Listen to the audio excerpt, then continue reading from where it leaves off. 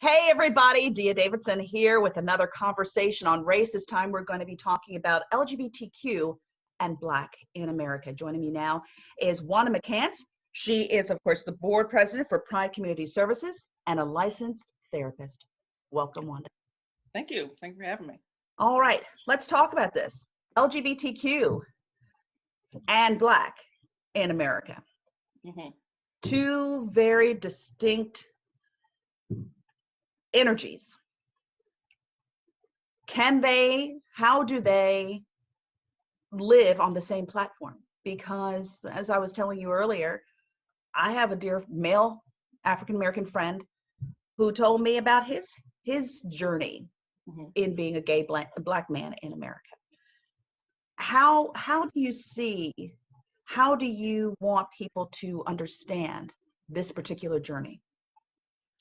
I would like people to know that, even though we've seen them as two distinct pieces, they're really not. They overlap or intersect in a very specific way for each person. I could talk to another Black queer woman tomorrow, and she might have an entirely different experience than I do.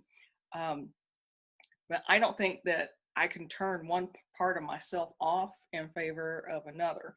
When I walk into the Pride Center, I'm still all of the same. You have a Black queer woman who's cisgender, but mask of center, and all these different things. And those are just parts of me. I don't necessarily go into a space and say, "Oh yeah, I'm just Black today." Right. Black woman, so you kind of take it all. It's like a complete package deal. Definitely. Do you find that the Black community, especially our older individuals in the Black community, are understanding of LGBTQ, are able to find a place in their minds to be able to deal? Because that was a lot of sort of the issue in the beginning, that there was a lot of resistance. We were going to pray it out, right? We were going to lay oil. We were going to put claws on. We laugh now, but that was real, and not all that long ago. Right. And I don't imagine that some places don't still try those things.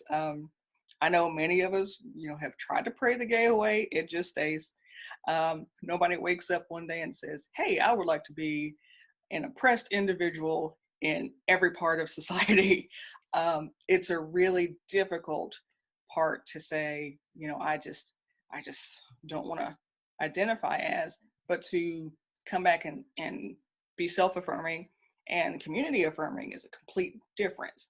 So with African-American folks, especially older folks, it's interesting when we can kind of say things like language, how we describe ourselves as, say, a millennial versus, somebody who might be a baby boomer, and saying, "Oh, well, I identify as queer," and there's this immediate pushback. Whoa.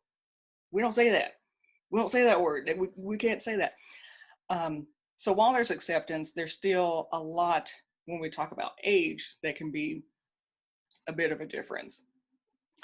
Do you find the church is more open and welcoming, or do you find the church is still a place where we say we can love the sinner and hate the sin, but people still hate the person and hate the sin? Exactly. That second part. There are a lot of welcoming churches in Kentucky. I'm from Alabama originally, so living here a good chunk of my life now, I'm sure it's completely different in Alabama, I would hope, because they have a Pride Center now, but in Montgomery. But it's really hard to say if a place is really affirming. We could walk in and say, my partner and I can walk in and, be welcomed, hugged and loved on. Great. Welcome to the church. And then the sermon starts. And that might be the ultimate problem when it comes to what did we just walk into? really. There are some places around Kentucky. The Bluegrass Faith Communities has a directory that's being updated on welcoming and affirming churches. That still depends on who's in charge of said church, of course. But with black churches that, what I know and grew up with, it's a complete difference. I mean, it's very welcoming at the, LGBTQ affirming place, but then there's still that sense of, I want the big band and I want the lively music that's just soul jarring and this passionate preacher that's up there and spreading a good word. So it's a piece that's a difference. And then, I'm not sure when that day will come, but we do have some Black-led churches that are both welcoming and affirming. Exactly. My prayer for that too. All right. You identify yourself as a queer Black woman. Now, the reason I have a problem with saying that is because I think of queer as something that's a derogatory. Right. Right. Yeah. So is it fair to say questioning instead of queer? Or what is the difference? Walk everybody through the letters. LGBTQ. Oh, so many letters. So many letters. Oh, so many beautiful colors. So many colors in the rainbow. Yes. Plus brown and black now on the flag, right? Yes.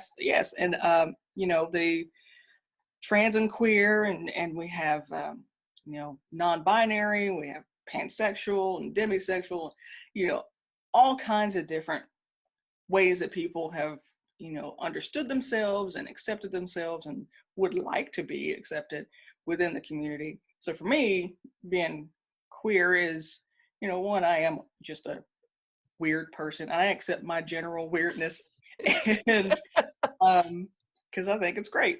But at the same time, it's a political value. I'm very much feminist in my practice and in life, and I speak up for things that are just wrong with people. I like to educate people, especially coworkers at times when it happens. So for me, it's not just being gay, it's being something that's a lot more in depth, especially because I am a person of color and because I tend to have a more masculine presentation gender-wise. So it's something that is, you can say, askew, but it's a really good thing. It's a reclamation of a word that's been used against us for so long. There are other words I don't claim, but then that one speaks to me as something that really resonates pretty well. I was telling you about my friend who is a gay Black man in this industry in television. And he said to me when he outed himself to me, because I knew him as a straight man, Right. When he was, straight. And he said, Dia, he said, let me tell you, he said, it's just something, he said, that was organic. He used the word organic, meaning that he felt it was something that had been a part of him since birth. Definitely. Do you believe that? Or do you think it's like some people say, well, you just had a domineering mama, or there's a daddy issue, or there's an escapism? Or is it like he said to me, it's truly organic? He said, because who chooses? He says, as a Black man, he says, who chooses to just say, wake up one day and say, oh, I'll be a gay Black man? Because that's doubly hate. That's double hate. Right. Yeah, I agree. I think it is an organic thing. I was born Black, obviously. And then, there was a day, many days, years, where it was understanding and learning and coming to a place of self-acceptance about who I was, gender-wise, who I was, sexual orientation, all of those different pieces. And it's with a very clear conscience on, what the community feels like. What's your environment like? Being Black, gay in Alabama is already difficult. And then I moved to Kentucky. And kind of like, what are you doing? But and not for nothing, I love Kentucky, and it is home at this point in my time in my life, and it's one of those things that if I walk into a space, you're probably gonna know I'm all of those things, just being real. And one, I don't feel like I should have to, silence myself if I'm in a certain space. If it's about safety, I might reconsider. But if it is a matter of, say, a job interview, you're gonna know because that's a big piece of my career as well.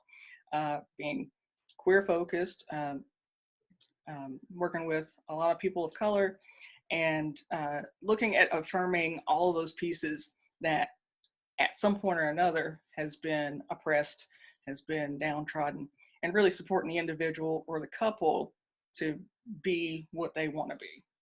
Do you find, I understand that Lexington is ranking very high when it comes to LGBTQ friendliness. Do you Yes, find that that has evolved over time, especially when we have leaders, individuals in power who are members of the LGBTQ community? I do. I think we've been really lucky to be in that space and have that leadership for as long as we did, and to continue on with the same trends. Because the really rocky pieces when you have a change of leadership is, okay, are we going to get scaled back? Are we going to get pulled back? I mean, when we got those the rainbow crosswalks, it was like amazing. Here we are at downtown, right at the courthouse. And I know some people disagree with it, but I think it's pretty great when we can come downtown and see that. And also being in certain companies, certain jobs where we have domestic partner benefits, and there's blatant acceptance of it. I have a primary job, and I mean, it was instant, like, oh yeah, what's a partner's name, and blah, blah, blah, blah. And it was streamlined. So I would say Kentucky's made a lot of progress. There are very much a lot of areas that need improvement, but that's where the work is. Talking about domestic partners and family, let's talk about children. Mm-hmm. Adopting of children, having of children in gay families. Are you finding that there is an understanding and acceptance that, because once upon a time, even foster or adoption agencies were like, oh, no, we can't do this. Yeah. Um, Sort of, what is your spin, and what have you been able to find out from either your own personal experience or couples who have come to you who've been on that particular journey? Because raising children, it's a job. I don't care who you are. You know what I'm saying? You know what I'm saying? But then again, it's the extra layer. How do you raise children? How do you talk to them? How do you combat the negativity that would say, oh, that's this going to create, they're going to see that environment, they're going to think that that's what, how do you get people past that fear, and how do you help them to educate the people who are around them that this is a loving family unit. This is just another family unit. Right, right. I look at it like, say most of us came from heterosexual parents. Okay. Mom, dad, usually the family unit, and however many kids. So looking at that and making it a relatable piece, we all learned from our families on what was supposedly right, wrong, and what you should do, what you're supposed to do, values. So when we look at our values, it's really hard to say that certain values like trust and responsibility and hard work are different in a parent's situation of heterosexual parents versus lesbian parents. I would imagine those values still tend to stack up in the same way, and our values change every so often. At the same time, I can't say that some friends of mine who have a child aren't gonna raise that child in such the best kind of way that they possibly can with some really solid, grounded values. And they happen to be a queer couple versus another group of friends of mine who have kids who are raising them with the exact same set of values. The difference is a lot more openness and being honest and really making it an age appropriate level of understanding. I don't have to tell the kid about Studio 54. But they gonna see Rue. They gonna see Rue on Vanity Fair now. They gonna see Rue. And I'm gonna tell you, my partner Steve, she loves some RuPaul's Drag Race, and she's 6 months old. Listen, if I could get my waist to look like Rue, you know, Get that waist. Oh my goodness. Just the walking in heels gets me. Me too. Me too. Me too. Me too. Yeah. But, you know, I'm curious, when you decided to let your family know what was in your heart, was it hard? Oh yeah, on my end. And building up to that piece, for sure. What were you afraid of the most? Rejection, you know, the being isolated. And you know, I came out to my sister and my oldest sister, and she looked at me, and I had spent 2 hours just building up to it, and she goes, I already knew you were gay. I was just waiting on. Don't siblings have a way of just like done? It's like, thanks, you know. And I you know, I tend to think Black mamas know. Black mamas always seem to know. And it's, you know, we could talk about it or not talk about it, and you're still that person in the family. That was healing, wasn't it?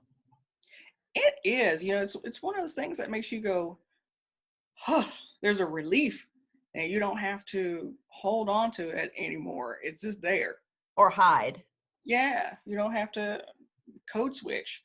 You know, I can be gay out here, but I got to turn it all off when I go home. Right, right. Do you find that a lot of your clients are still having problems sharing that part, or if they do, the isolation? And there's a lot of sadly, there's a lot of either drug abuse or suicide that comes along with the coming out, if you will. So how do you help them, and how do you want the community as a whole, and I'm talking about their families and the greater community, to be supportive and empathetic? What can others do to help? Others can start by educating themselves with accurate information. Of course, there are a lot of people who have different faith backgrounds that say certain things about LGBTQ folks. And I would argue some of those same teachings said a whole lot about keeping Black people in slavery and how you treat your wife if she steps out of line. So I don't feel like it's fair to pick and choose. You know, ultimately, I believe, you know, we have to step back and say, yes, there is a transition period for families, for parents, partners who might experience a partner coming out as trans or non-binary and dealing with that. It's, you know, having that grieving period, being understanding about it, and also layering that with this piece of self-empowerment for the individual. We can't let that person slip through. So it starts with a lot of validation, a lot of support from an outside people. Hopefully there's a good community support in general. You know, we don't always get to choose our family of origin, of course, but we have a chosen family that we can go to. Thankfully, some of us do. So it's creating spaces. Sometimes we have to be really inventive as therapists, especially for the LGBTQ community in rural areas in particular. Lexington is a bit further along, say Louisville as well, but If I'm living in Pike County, it's going to be a bit different. So we have to start with understanding things for ourselves, learning, and also talking with people, trying to be open, ask difficult questions, try to be in the uncomfortable space, step back when you need to, but also giving people tools that say, you are who you are, and we're going to work toward acceptance of that. Let's talk about non-binary. A lot, that's the newer term that's out there now. Explain that, because like the health department here in Fayette County, I noticed they're starting to use pronouns. University of Kentucky, in the signature line, they allow you to use the pronouns that you wish to be identified by. Yeah. And there are a lot of musicians and celebrities who are choosing that. Help people to understand, because maybe people understand at least LGBTQ, but Yes. now non-binary. And Yeah. how do you not offend? True. You ask. Always ask, never assume. Right. UK, I'm glad that UK started doing that, because definitely in the medical field, and saying when you're approaching a new patient, you can automatically put them off by the paperwork, Mr. or Miss, or Mr. or Mrs. or Miss, instead of how would you like to be referred to as based on your pronouns. Every meeting at the Pride Center, we introduce ourselves and our pronouns, just to make that known, and saying, some people do not prescribe to the gender binary, male or female exclusively. And I don't really think there is a clear spectrum of any of it. We all mix and match ultimately. And there are some of us who, I think it's a really great thing of expanding themselves to saying non-binary, or whatever combination of identity statuses, to say, you know what, I've looked at this and I found the one that fit for me. I don't have to fit in a box that, otherwise society, mainstream society, has said that I have to fit into. Talking about mainstream society, civil rights movement, pride movement, are they two different movements, or are they combined? Is it right or fair to combine the two?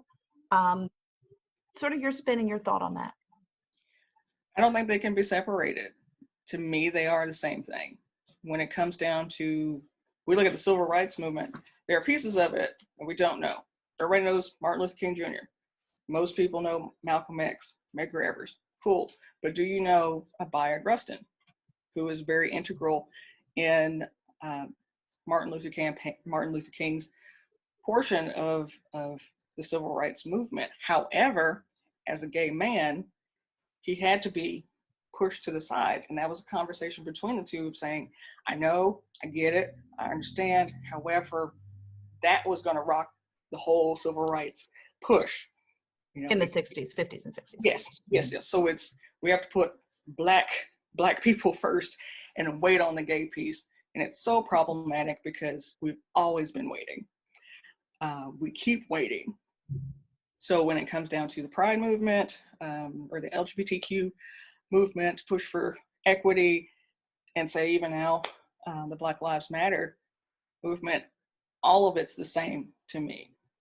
We can't shut off parts of our identity, sure. And also, if we know that one group of us is down, we have to be present for the other. If one of us is lifted up, what's common is that we forget about other folks. Women were forgotten. Black men were forgotten. Black women were forgotten. Hispanic women are still being forgotten. So when we get to a certain elevated place of some kind of equity, we have to reach back and bring forward other people, so that we can make it together to the yes. Wanda, thank you. Thank you. Thank you for your time. Thank you so very much for your time and for listening in on this conversation. For more conversations on race in America, be sure to join us on all of the social media platforms. Until next time, I'm Dia Davidson.